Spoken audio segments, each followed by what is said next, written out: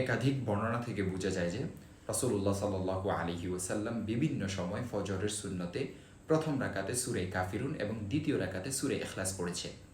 সহিহ মুসলিমে বর্ণিত হয়েছে রাসূলুল্লাহ সাল্লাল্লাহু আলাইহি ওয়াসাল্লাম ফজরের 2 রাকাত সুন্নতে কুল ইয়া আইয়ুহাল কাফিরুন ও কুল হুয়াল্লাহু আহাদ এই 2 সূরা পড়েছেন।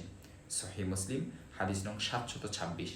আরেক হাদিসে এসেছে আব্দুল্লাহ ইবনে উমর রাদিয়াল্লাহু তাআলা আনহুমা বলেন, আমি 1 মাস পর্যন্ত নবীজি সাল্লাল্লাহু আলাইহি ওয়াসাল্লামকে খেয়াল করেছি, দেখেছি তিনি ফজরের সুন্নতে কুল ইয়া আইয়ুহাল কাফিরুন এবং কুল হুয়াল্লাহু আহাদ এই 2 সূরা পড়েছেন। জামিউ তিরমিজি হাদিস নং 417।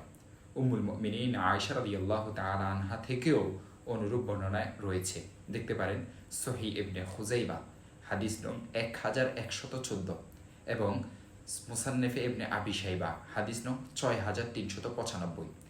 এই হাদিসের উপর ভিত্তি করে ফকিহগণ বলেছেন ফজরের সুন্নতের 2 রাকাতে সূরা কাফিরুন এবং সূরা ইখলাস পড়া সুন্নত, তবে এটি সুন্নতে গায়রে মুআক্কাদা, সুন্নতে মুআক্কাদা নয়, বরং সুন্নতে গায়রে মুআক্কাদা অর্থাৎ মুস্তাহাব আমল।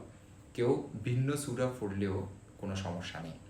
অন্য হাদিসে রাসূলুল্লাহ সাল্লাল্লাহু আলাইহি ওয়াসাল্লাম থেকে প্রমাণিত আছে যে তিনি অনেক সময় ফজরের সুন্নতের প্রথম রাকাতে সূরা বাকারার 136 নম্বর আয়াত এবং দ্বিতীয় রাকাতে সূরা আলে ইমরানের 64 নং আয়াত তেলাওয়াত পড়েছেন। অতএব ফজরের সুন্নতে আমরা মাঝে মাঝে এই 2 আয়াতও পড়ব, এটি উত্তম।